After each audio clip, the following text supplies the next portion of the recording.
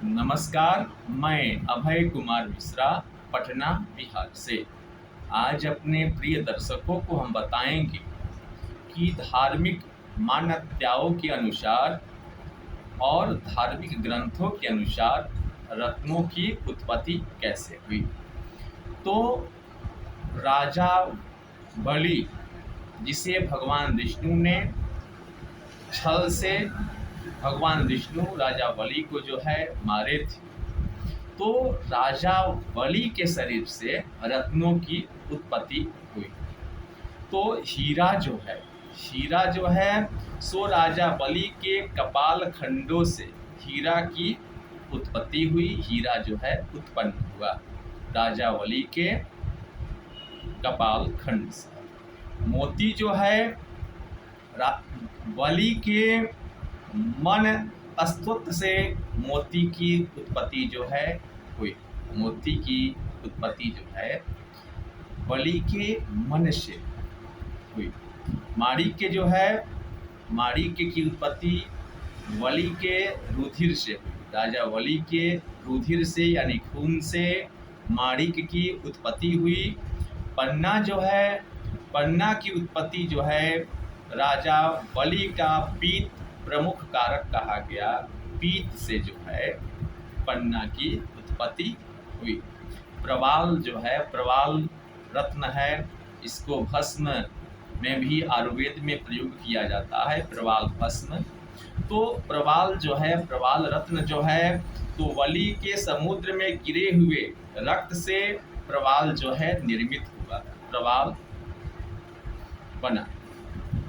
पुखराज जो है यह राजा बलि के मांस से उत्पन्न हुआ।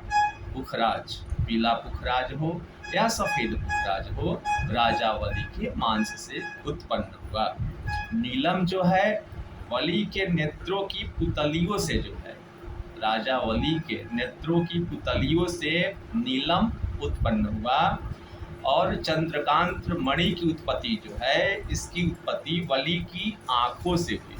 बलि की आंखों से चंद्रकांत मणि की उत्पत्ति हुई। गोमेद की उत्पत्ति जो है, गोमेद रत्न की उत्पत्ति बलि के मेद से गोमेद की रचना हुई, गोमेद की उत्पत्ति हुई। फिरोजा जो बुद्ध का रत्न है। पन्ना जो है और फिरोजा जो है, तो पन्ना तो पहले हम बता चुके हैं, लेकिन फिरोजा पन्ना का ही है, लेकिन फिरोजा अलग हो गया। तो फिरोजा की उत्पत्ति जो है राजा बलि के नसों से जो है फिरोजा उत्पन्न हुआ। इसके बाद लहसुनिया जो है, यह रत्न का निर्माण राजा के यज्ञोपवीत से उस समय हुआ जब वह देवताओं के द्वारा छिन्न भिन्न कर दिया गया। इससे लहसुनिया की उत्पत्ति हुई राजा बलि के यज्ञोपवीत से यानी जनेऊ से। अब हम बात करेंगे कि भीष्म पारण रत्न जो है, इसकी रचना बलि के प्रिय यानी धातु से इसकी उत्पत्ति हुई। मासर मणि जो है, यह राजा बलि के मल भेद से जो है रासण मणि उत्पन्न हुआ। लाजावर्त रत्न जो है राजा बलि के केशों से उत्पन्न हुआ।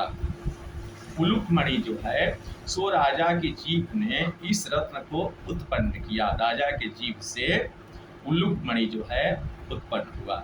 पारस रत्न जो है राजा बलि का जो है छाती फट जाने पर उनके हृदय भूमि पर गिरा, उससे पारस रत्न का जन्म हुआ। पारस पत्थर जो है उत्पन्न हुआ। स्फटिक मणि जो है राजा बलि के स्वेद का यह दूसरा रूप है, स्फटिक मणि, और उसी से स्फटिक मणि की उत्पत्ति हुई। उपलक मणि यह रत्न बलि के कफ से जो है पैदा हुआ। और भीष्मक रत्न जो है राजा का सिर कट जाने पर उसके अगले भाग जो है मस्तिष्क से निकला, भीष्मक रत्न। तो राजा बलि के मस्तिष्क से भीष्मक रत्न की उत्पत्ति हुई।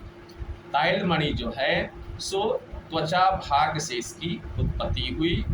और घृतमणि जो है यह रत्न राजा के कुक्षी भाग से उत्पन्न हुआ था। इसे करकौतुक मणि रत्न भी कहा जाता है।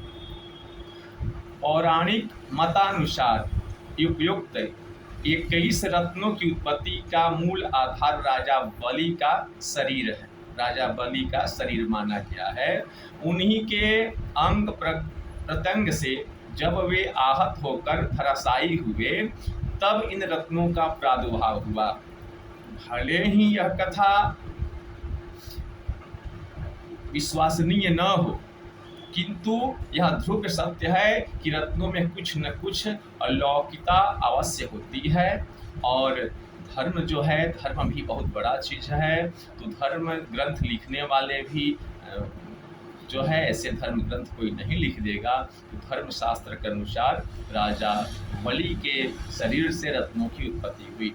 राजा कुछ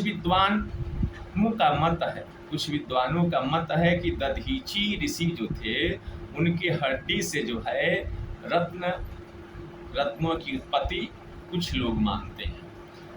देवताओं पर संकट आने पर अथर्ववेदी दधीची ने अपने शरीर की हड्डियों का त्याग कर दिया था। विश्वकर्मा ने दधीची ऋषि की हड्डियों से वज्र बना करके उन्हें दिया।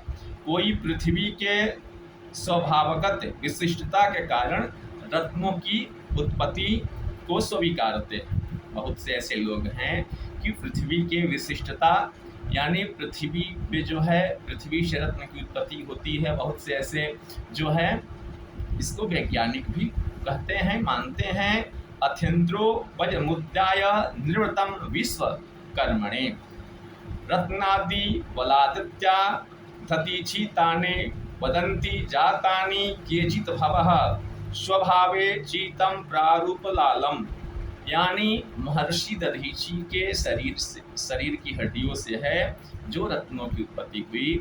बहुत से लोग जो है पृथ्वी के बारे में भी कहते हैं कि पृथ्वी के जो है बहुत समय पृथ्वी में कोयला रह जाने से हीरा हो जाता है। ऐसे वैज्ञानिकों का ऐसे मानना है।